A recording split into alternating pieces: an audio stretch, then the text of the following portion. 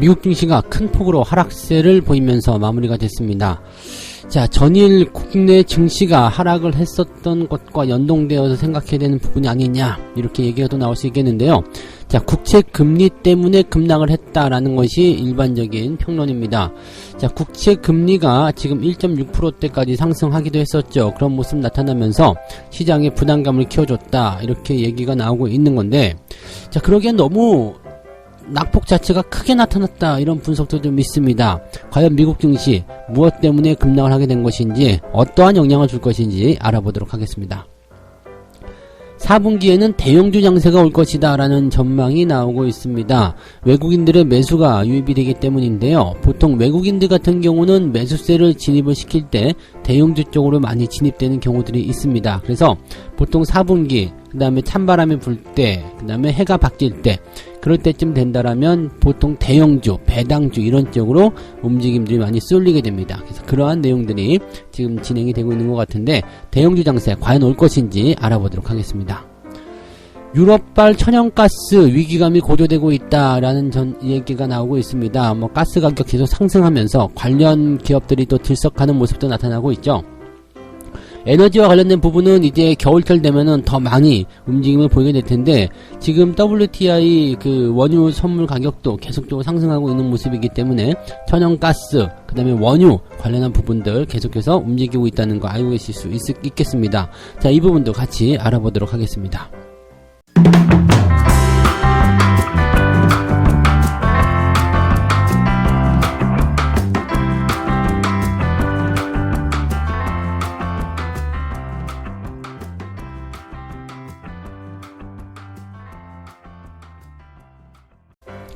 네, 반갑습니다. 오늘은 9월 29일 수요일입니다.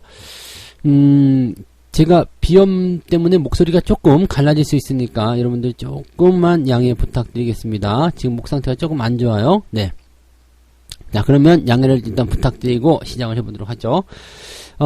국채 금리 때문에 일단은 미국 시장이 급락했다, 이런 소식이 전해졌는데, 자, 드디어 하락에 대한 이유가 밝혀지는 것이냐. 자, 근데 이 부분은 어제 제가 분석을 또 해드렸죠. 그죠? 금리 때문에 주가가 급락을 했다라고 한다라면 이것은 오히려 우리가 땡큐라고 이야기할 만한 부분이다. 이게 무슨 얘기냐면, 금리가 인상된다라는 부분은 어쨌건 경기가 더 많이 좋아졌다는 이야기고, 그래서 그동안 경기 부양을 위해서 풀어줬었던 그런 유동성 자금들을 걷어들인다라는 얘기가 되는 거잖아요. 그래서 그런 부분 때문에 땡큐다라고 말씀드렸는데, 지금 당장 받아들이기엔 너무 부담스럽다, 이렇게 생각이 될 수도 있는 것 같기도 하겠습니다. 자, 지금 미국 시장 상황을 살펴보게 되면 다우지수가 마이너스 1.6%, 나스닥이 마이너스 2.8% 떨어졌습니다. 시작부터 급락세 계속 연결하고 있었는데요.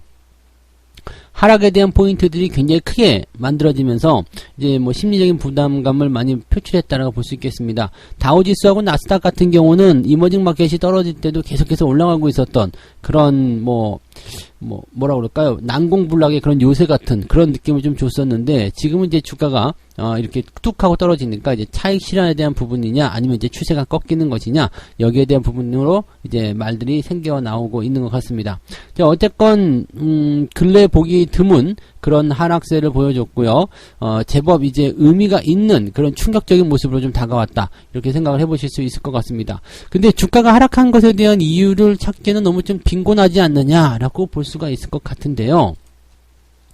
일단은 이야기는 두 가지 정도로 나뉩니다. 첫 번째가 이제 국채 금리에 대한 내용입니다. 국채 금리가 지금 6거래일 연속 상승세를 보이고 있다라고 되어 있습니다. 이 국채 금리가 장중 한때 1.6%대까지 상승했다. 그러면서 금리가 오르면서 달러화도 오름세를 보였다. 즉 달러화가 올랐다, 달러 지수가 올랐다. 이것은 다른 의미로 생각하면 다른 통화 국가들의 그런 그 화폐 가치는 떨어졌다는 얘기죠. 즉 환율이 상승한다. 외국인들 입장에서는 팔아치워야 되겠다. 이런 식의 얘기가 나올 수도 있다는 얘기죠.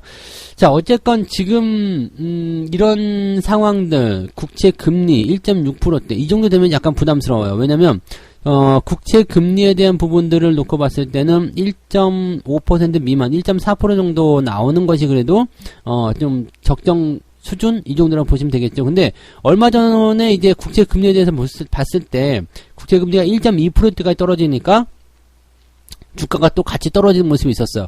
금리가 떨어지니까 또 이것도 문제다. 네, 그런 얘기도 있었는데, 금리가 올라가니까 또 이것도 문제다. 네, 하여간 적정한 수준을 유지하는 것이 그게 제일 어렵다라고 말씀을 좀 드릴 수 있을 것 같긴 합니다.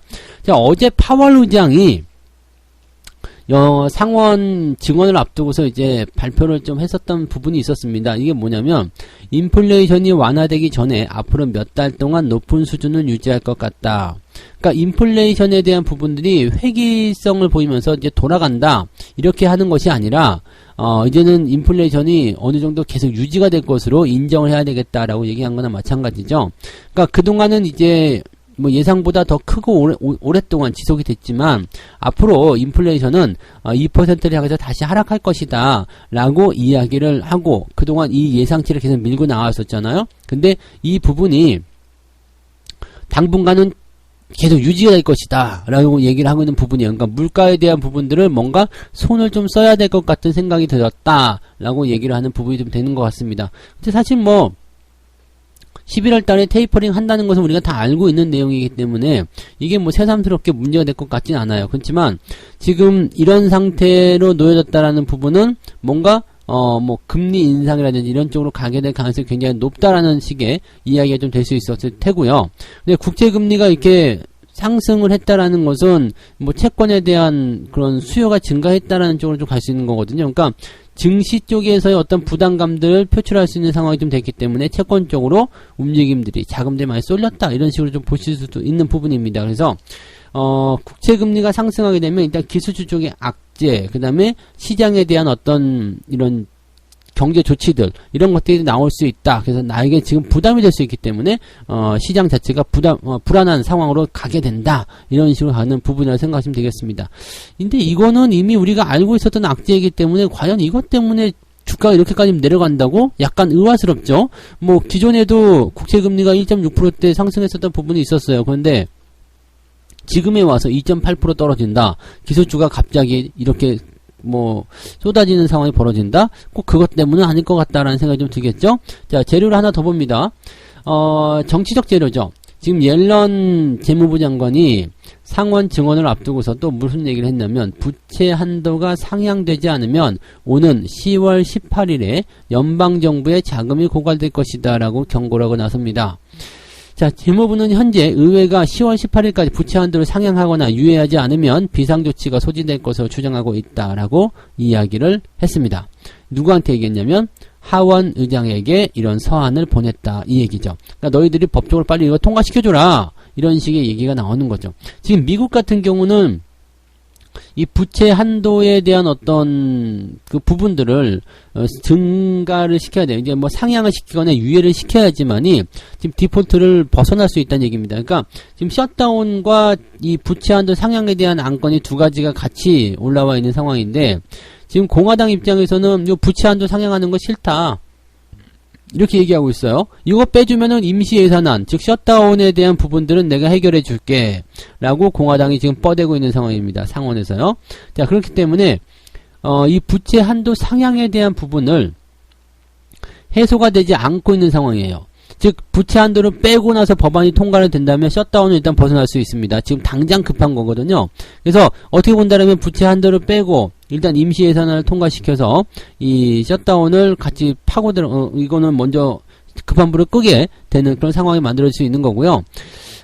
지금 이 부채 한도 상향에 대한 것은 미국의 어떤 디폴트 상황을 야기할 수 있는 상황이기 때문에 어떻게 보면 미국 경제에게 심각한 그런 상황을 만들어낼 수 있다. 어떻게 보면 공화당이 야 니네들 정치 더럽게 못하네 이렇게 얘기할 수 있는 어떤 빌미를 제공할 수 있는 내용이 될 수도 있겠죠.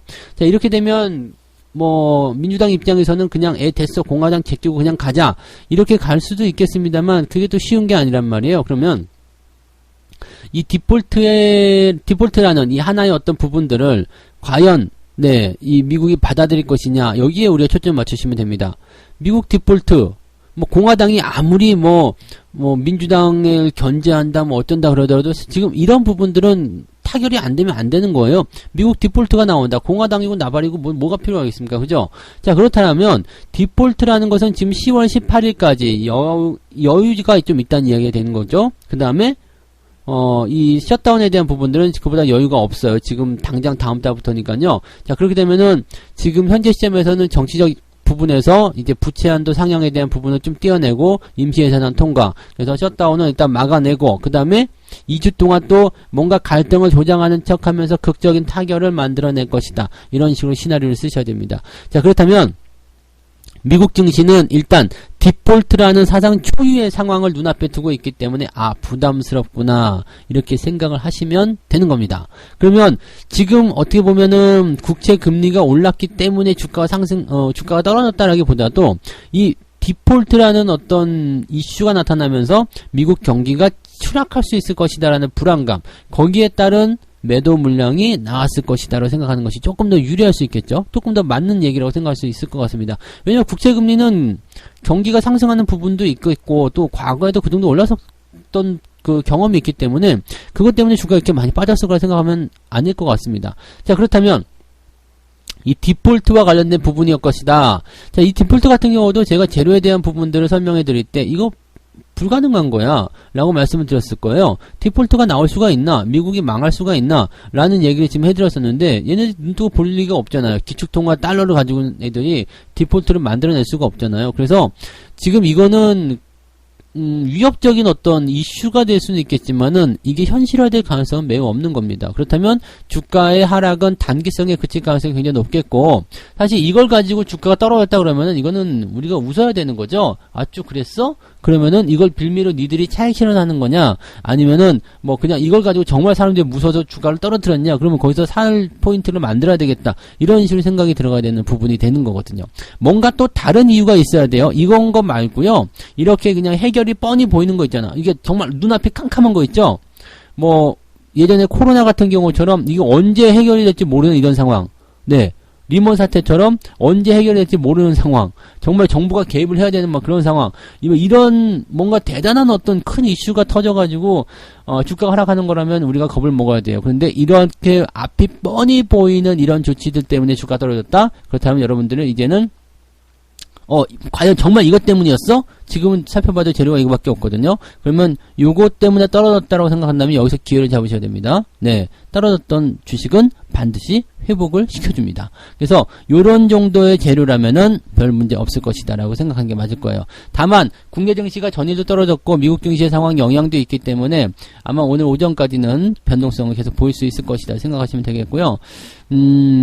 바닥을 어떻게 보면 더 아래쪽에서 형성할 수도 있을 것 같아요. 그러면 이제 단기적 낙폭이 더 커질 수 있는 그런 상황이 좀 될 수 있겠지만 주가는 반드시 올라옵니다. 겨우 이 정도 재료였다라면 네, 주가는 반드시 올라오게 되어 있습니다. 새로운 재료가 나타나지 않는 이상 주가는 더 빠질 이유가 없다라고 생각하시면 됩니다.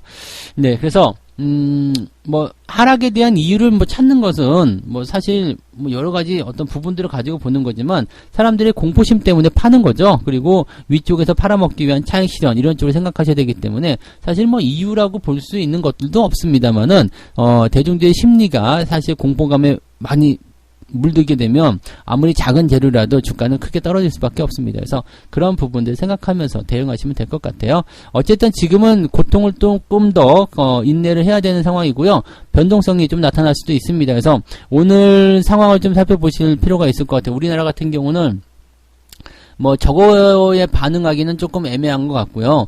네, 우리나라 같은 경우는 뭐 지금 특이사항은 별로 없다고 보시면 되겠는 거거든요. 그러니까 개인들 물량을 털어내는 상태에서 뭐 대출 규제 이런 것들 나오는 부분이 있기 때문에 지금 뭐 대출 장난 아니라고 하던데요. 그래서 그 부분 때문에 아마도 이 물량을 좀 터는, 개인들 물량을 뺏는 그런 형태의 모습으로 좀 가는 것 같아서 수급 잘 살펴보시면서 진행하시면 큰 문제는 없을 것 같습니다. 일단은 오늘 정도까지는 조금 잘 좀 버텨보시는 전략으로 가시면 진정세가 빨리 나오지 않을까라고 생각을 해볼 수가 있겠습니다. 자, 두 번째 이야기 가도록 하겠습니다.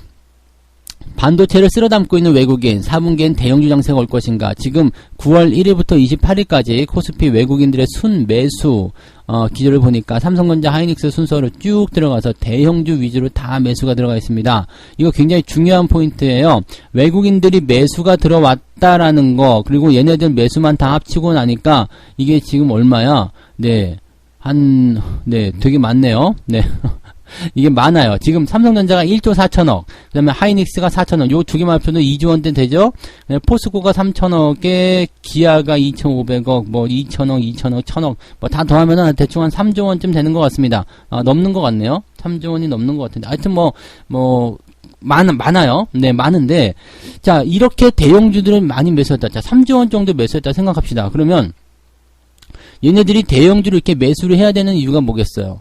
자, 4분기쯤 들어가게 되면, 항상 말씀드렸죠? 자, 하반기, 그것도 연말쯤 되면은 누가 들어온다고요? 외국인이 들어온다. 외국인이 들어오는데, 외국인들은 뭘 좋아한다 그랬어요? 대형주를 좋아한다 그랬어요. 대형주를 좋아하는 이유는 배당도 있고, 안정감도 있고, 또 실적에 대한 어떤 발표, 1년치 장사를 잘했다. 이런 평가를 받게 되면 거기서 기대감을 좀 만들 수 있고, 또 연초 시점이 됐을 때 뭔가 이제 새로운 기대감 이런 것들을 가지고 시작을 할 때 대형주들이 먼저 스타트를 끄게 될 가능성이 굉장히 높거든요.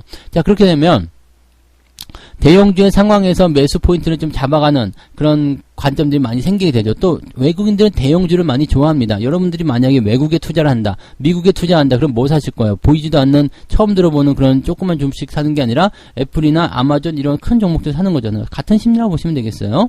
그래서 이렇게 대형주 위주의 어떤 매수가 들어오는 것은 당연한 포인트인데, 이게 왜 하반기냐? 대체적으로 반도체 같은 경우들은 하반기에 성수기에 들어가요. 또 대형주 말씀드렸지만 업황 개선에 대한 부분들이 계속 일어날 수 있고, 또 배당에 대한 포인트도 있기 때문에 외국인들이 매수하기 아주 좋은 환경이죠. 그래서 시장이 특별하게 나쁘지 않은 이상은 대형주 중 매수가 들어오면서 시장을 버티게 해주는, 이게 연말 연시, 즉 산타랠리까지 이어지는 그런 형태라고 좀 보시면 되는 겁니다. 그래서 그런 부분들이 지금 진행이 되고 있는 상황에서 외국인들이 버티고 있고 기관들이 물량을 털고 있고 뭐 이런 상황인데, 자, 지금 이런 상황이 오게 된다라면 우리는 뭘 해야 되느냐? 외국인들을 따라서 네, 대형주 쪽 관심을 계속 가지셔야 되겠다, 이런 얘기죠. 지금 중소형 종목의 실적 전망치가 상향되고 있다. 그래서 여전히 유리하다, 이런 분석도 나오고는 있습니다만, 실질적으로는 대형주 쪽의 움직임들이 더 유리할 겁니다. 우리의 변동성을 좀 생각해 보게 되시면, 중소형들은 변동폭이 굉장히 커요. 상승과 하락을 반복하면서 뭐 30% 올랐다가 마이너스 20% 떨어졌다, 이런 경우도 굉장히 많거든요. 자, 그런 어떤 주가의 큰 등락을 가지고 있는 반면에 대형주 같은 경우는 그런 것들이 별로 없어요. 유지가 잘 될 수 있죠. 지금처럼 주가의 변동폭이 굉장히 크게 나타날 수 있는 상태에서는 대형주를 가지고 가면 조금은 안정감 있게 대응이 가능하다, 이렇게 생각하시면 된다는 얘기입니다. 자, 그렇다면 우리는 뭘 대응하면 좋을까요? 시장이 상승세를 보일 때는 중소형주든 대형주든 관계가 없어요. 근데 지금처럼 변동성을 보일 수 있는 그 구간, 또는 횡보, 또는 뭐 소폭이든 하락을 진행하는 그런 상황이든 어떤 상황에서든 주가가 상승하고 있는 상태가 아니라면 일단 대형주 쪽이 선호되는 것이 당연한 투자의 전략이라고 보시면 되겠습니다.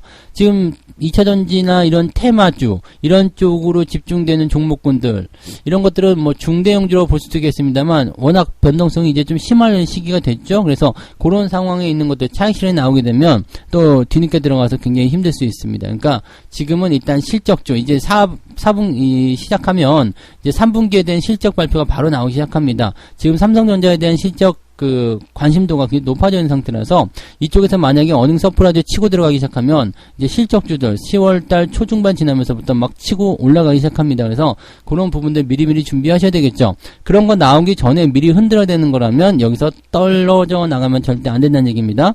우리가 매수 여력이 따르면 대형주 쪽 관심을 가져야 될 필요성이 있겠다라고 생각하시는 게 좋습니다. 그래서 여유가 있으신 분들은 대형주 쪽 움직임 보시고요. 중소형주 갖고 계신 분들도 뭐 차익 실현이라든지 이런 매도를 통해서 현금을 만들어내실 수 있는 분들이라면 대형주 쪽에 관심을 조금씩 가져보시는 거 괜찮다고 생각합니다. 그래서 지금 이렇게 수급의 동향이라든지 업황의 동향 같은 거 살펴보시면 대형주 쪽 관심을 가지는 것이 유리할 것이다, 이런 부분들을 말씀드릴 수가 있겠습니다.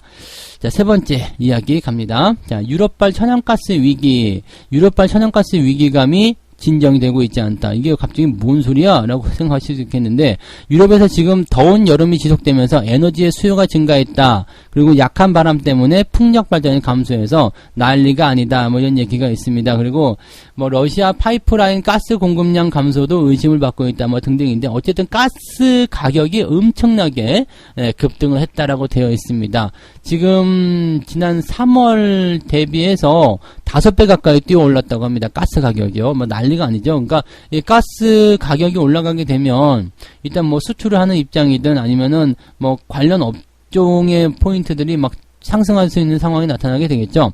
이 가스 가격, 유럽에서 이제 수요가 증가하게 되면 뭐 어떤 식으로든 막, 네, 공급을 더 확대시키려는 움직임이 나오겠죠. 왜냐면 그쪽에서 이제 수요가 급증하는 겨울철을 앞두고 있는 데다가 가격이 지금 상승하고 있는데 아마 겨울철 되면 더 올라갈 수 있는 상황이 아니겠어요? 수요가 증가하게 되니까요.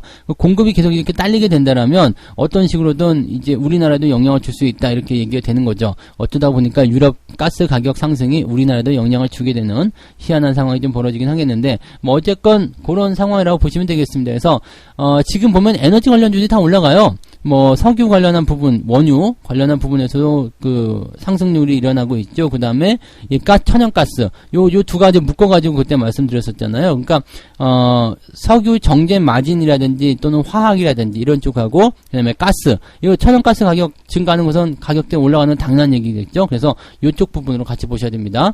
그래서 최근에 업계에서도 유가 및 천연가스의 상승이 지속되고 있어서 당분간 가스 관련주 또 석유 관련주들도 계속 유가 관련주들도 상승세를 지속할 것이다 라고 보시는 게 맞습니다.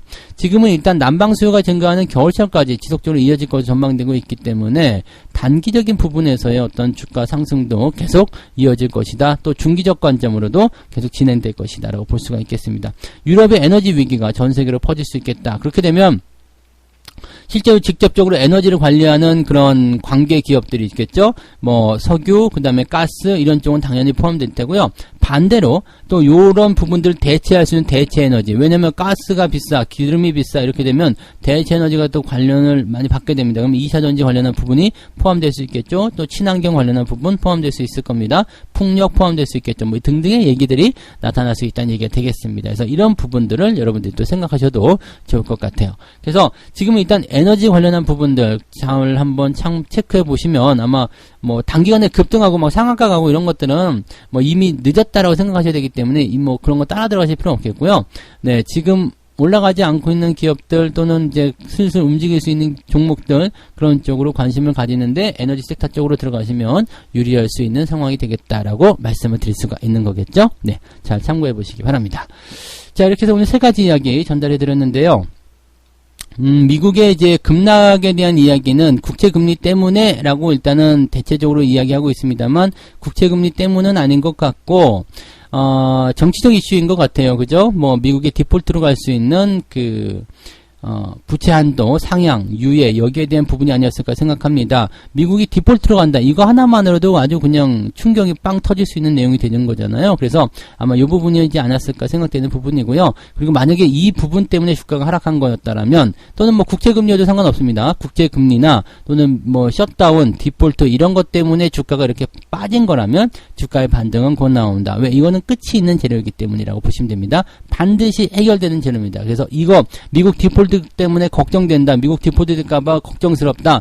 아니면은 뭐 미국 셧다운 될까봐 걱정스럽다. 이런 거 가지고 걱정하시는 분들은 네. 큰 걱정하지 않으셔도 된다는 거 말씀드릴 수가 있겠습니다. 참고하시면 되겠고요. 자, 4분기에는 대형주 장세가 올 것인가? 네, 그럴 것 같아요. 자, 하반기는 이제 대형주가 움직일 수 있는 포인트, 또 외국인들 수급, 뭐 이런 것들 잘 체크해 보시면, 뭐 업황의 상황이라든지 이런 것들 잘 참고해 보시면, 그쪽으로 위기감, 그쪽으로 이제 분위기가 좀 쏠리게 될 가능성이 높겠다라고 보시는 게 맞을 것 같고요.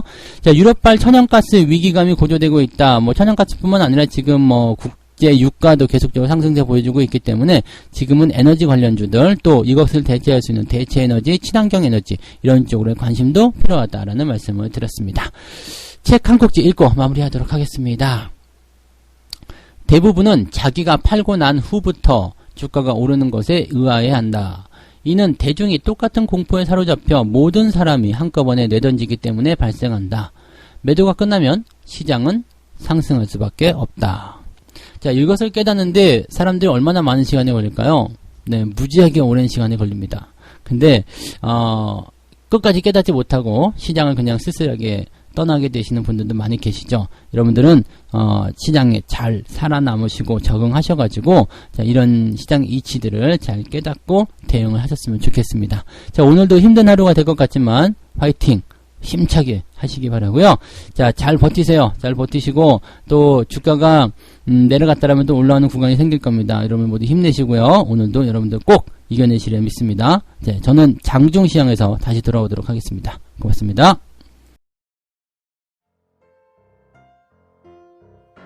본 방송에서 제공되는 모든 정보는 투자 판단의 참고 자료이며 투자의 최종 책임은 본 방송을 이용하는 본인에게 있습니다.